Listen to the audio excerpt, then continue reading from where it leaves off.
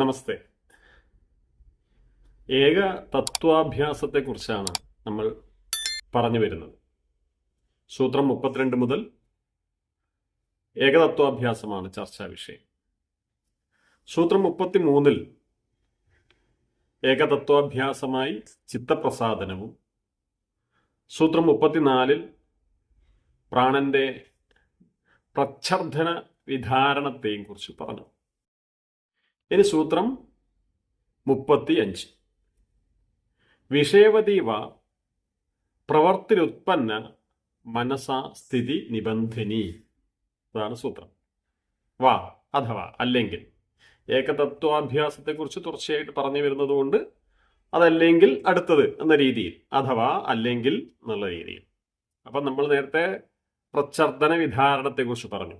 അല്ലെങ്കിൽ എന്ന് പറയണം. വാ വിഷയവതി വിഷയങ്ങൾ, ഗന്ധം, രൂപം, രസം തുടങ്ങിയ ജ്ഞാനേന്ദ്രിയ വിഷയങ്ങളിൽ, ജ്ഞാനേന്ദ്രിയങ്ങൾ കൊണ്ട് അറിയുന്ന വിഷയങ്ങളിൽ ചിത്തത്തിന്റെ പ്രവർത്തനം. ധാരണ. വാചസ്പതി മിശ്രയും പിൽക്കാല വ്യാഖ്യാതാക്കളും ഒക്കെ ധാരണ എന്നാണ് പറഞ്ഞിട്ടുള്ളത്. മൊത്തത്തിലുള്ള ബാഹ്യപ്രവർത്തനമായിട്ടല്ല ഇതിനെ കാണേണ്ടത്. ഇന്ദ്രിയങ്ങളുടെ പൊതുവായ പ്രവർത്തനമായിട്ടല്ല ഇത് കാണേണ്ടത്. മറിച്ച് സൂക്ഷ്മമായ ഒരു ഇന്ദ്രിയ ബോധത്തിന്റെ ആവിർഭാവമായി ഇതിനെ വ്യാഖ്യാനിക്കണം. അതാണ് പ്രവൃത്തി. അപ്പൊ വിഷയവതി ഗന്ധം തുടങ്ങിയ ജ്ഞാനേന്ദ്രിയ വിഷയങ്ങളിൽ സൂക്ഷ്മമായ ഒരു അവബോധം, ശ്രദ്ധ ഉണ്ടാക്കിയെടുക്കുന്നതിനെയാണ് ഉണ്ടായിക്കഴിഞ്ഞാൽ, ഉൽപ്പന്ന ഉണ്ടായിക്കഴിഞ്ഞാൽ മനസ്സ് സ്ഥിതി നിബന്ധനി, ഏകാഗ്രതയ്ക്ക് കാരണമാവും. ഗന്ധം മുതലായ വിഷയങ്ങളുടെ സാക്ഷാത്കാരണ പ്രവർത്തി കൊണ്ടും ചിത്തം ഏകാഗ്രവും സ്ഥിരവുമായി തീരുന്നു എന്നാണ് ഇതിൻ്റെ അർത്ഥം. സൂക്ഷ്മവും തീവ്രവുമായ ഒരു ഇന്ദ്രിയാനുഭവം ആന്തരികമായി പോലും ഉണ്ടാകുമ്പോൾ അത് മനസ്സിനെ സ്ഥിരമായ ഒരവസ്ഥയിൽ ഉറപ്പിക്കുന്നു. ഈ വിഷയവതി പ്രവൃത്തിയെ 5 തരം പ്രവൃത്തികളായിട്ടാണ് വ്യാസൻ വിവരിക്കുന്നത്. ഗന്ധപ്രവൃത്തി, രസപ്രവൃത്തി, രൂപപ്രവൃത്തി, സ്പർശപ്രവൃത്തി, ശബ്ദപ്രവൃത്തി. അത് ഓരോന്നും നോക്കാം. ഒന്നാമത്തത് ഗന്ധപ്രവൃത്തി. നാസികാഗ്രേ ധാരയതോസ്യ യാ ദിവ്യഗന്ധ സംവിത് സ ഗന്ധപ്രവൃത്തി.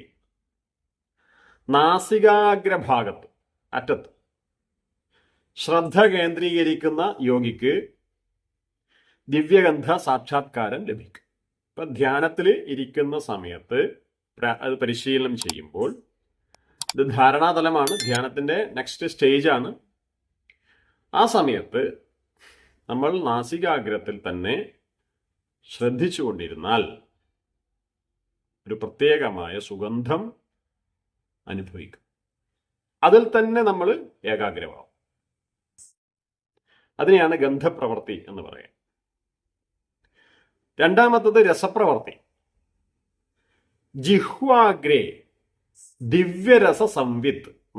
ജിഹ്വാഗ്രേ, നാവിൻ്റെ അറ്റത്ത് ശ്രദ്ധ കേന്ദ്രീകരിക്കുന്നത് ഒരലൗകികമായ രുചി നൽകുന്നു.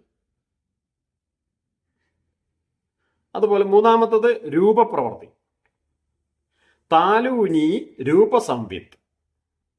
താലവ്യം, അണ്ണാക്ക്. ഈ അണ്ണാക്കിൽ ശ്രദ്ധ കേന്ദ്രീകരിക്കുമ്പോൾ യോഗിക്ക് ഒരലൗകികമായ രൂപം ദർശിക്കാൻ വേണ്ടി കഴിയും, അത് സാക്ഷാത്കരിക്കാൻ വേണ്ടി കഴിയും. നാലാമത് സ്പർശപ്രവൃത്തി. ജിഹ്വാമധ്യേ സ്പർശ സംവിത്ത്. ജിഹ്വ, നാവ്. നാവിൻ്റെ മധ്യത്തിൽ ശ്രദ്ധ കേന്ദ്രീകരിക്കുന്ന യോഗിക്ക്, നാവിൻ്റെ നടുഭാഗത്ത് ശ്രദ്ധ കേന്ദ്രീകരിക്കുന്ന യോഗിക്ക് ഒരു സ്പർശ സംവേദന, ഒരു അലൗകികമായ സ്പർശം അനുഭവപ്പെടും. അഞ്ചാമത്തത് ശബ്ദപ്രവൃത്തി. ജിഹ്വാമൂലെ ശബ്ദ സംവിത്ത്. ജിഹ്വാമൂലത്തിൽ, നാവിന്റെ മൂലം ഉത്ഭവിക്കുന്ന സ്ഥലം, ആ ഭാഗത്ത് ശ്രദ്ധ കേന്ദ്രീകരിച്ച് ധ്യാനിച്ചാൽ ഒരു അലൗകികമായ ശബ്ദം, മനോഹരമായ ഒരു നാദം ഉള്ളിലുണ്ടാവും. ഇങ്ങനെ സൂക്ഷ്മമായ ഇന്ദ്രിയ പ്രവർത്തനങ്ങൾ പ്രത്യക്ഷപ്പെടുന്നത് മനസ്സിന് സ്ഥിരത നൽകും. ഏകാഗ്രതയിൽ പരിശീലനം ചെയ്യുമ്പോൾ അതോ ഇതോ എന്ന മനസ്സിന്റെ ചാഞ്ചാട്ടം ഈ വിഷയവതി പ്രവൃത്തി കൊണ്ട് ഇല്ലാതാക്കാൻ വേണ്ടി കഴിയും. സമാധി ബോധത്തിലേക്കുള്ള പ്രവേശനമായിട്ട് ഇത് മാറും. ഈ 5 പ്രവൃത്തികളല്ലാതെ വേറൊന്നുകൂടി വ്യാസൻ പറയുന്നുണ്ട്. അതിനെ വിഷയപ്രവൃത്തി എന്നാണ് പറയുന്നത്. ചന്ദ്രൻ, സൂര്യൻ, ഗ്രഹങ്ങൾ, മണികൾ, രത്നങ്ങൾ, ദീപം തുടങ്ങിയ മൂർത്തരൂപങ്ങൾ, ആ മൂർത്തരൂപങ്ങളിൽ ശ്രദ്ധ കേന്ദ്രീകരിച്ച് ഏകാഗ്രതയിലേക്ക് എത്താവുന്നതാണ്. ഇതിനെയാണ് വിഷയപ്രവൃത്തി എന്ന് പറയുന്നത്.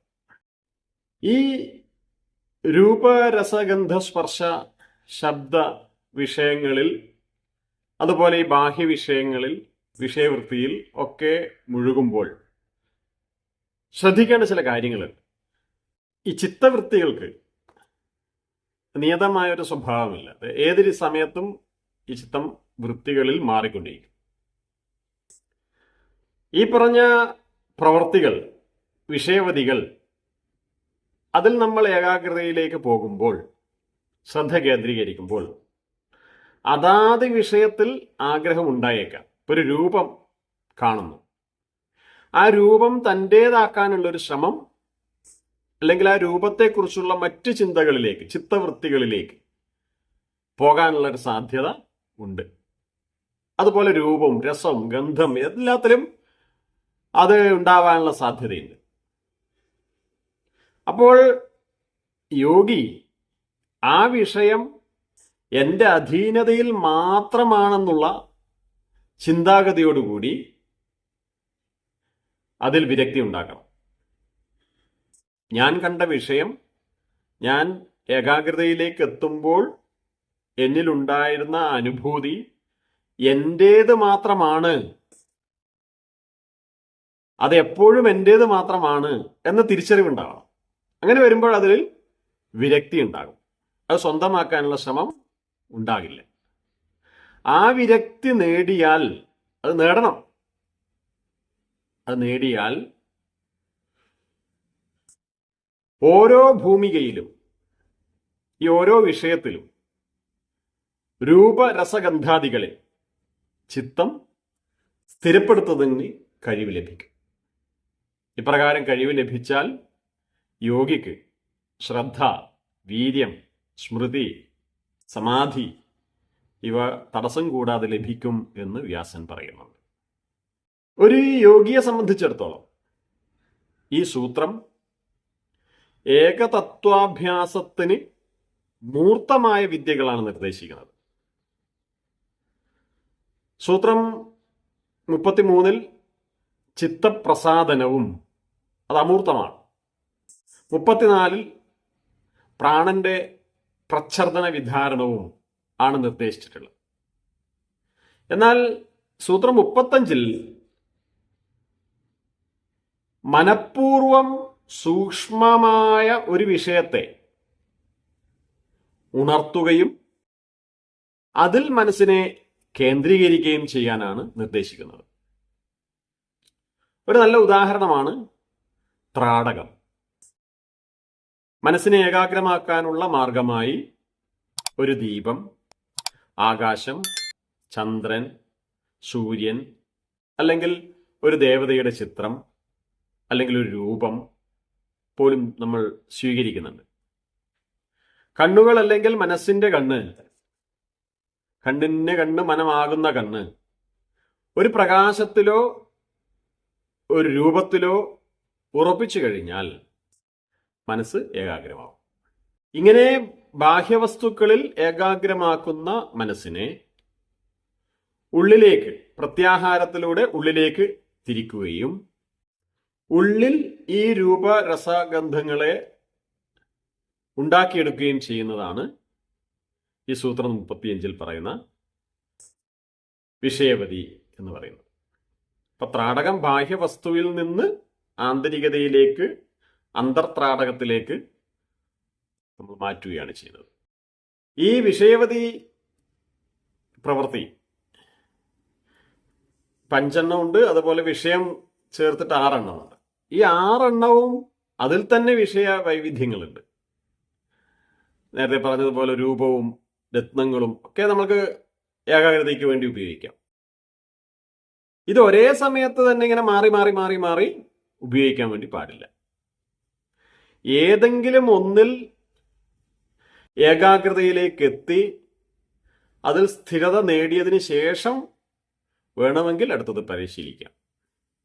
ഇങ്ങനെ വിഷയങ്ങൾ മാറ്റിക്കൊണ്ടിരിക്കുകയല്ല, ഒരു വിഷയത്തിൽ തന്നെ ഏകാഗ്രമായതിന് ശേഷം അതിൽ സ്ഥിരത കൈവന്നാൽ മറ്റു വിഷയങ്ങളും നമുക്ക് പരിശീലിക്കാവുന്നതാണ്.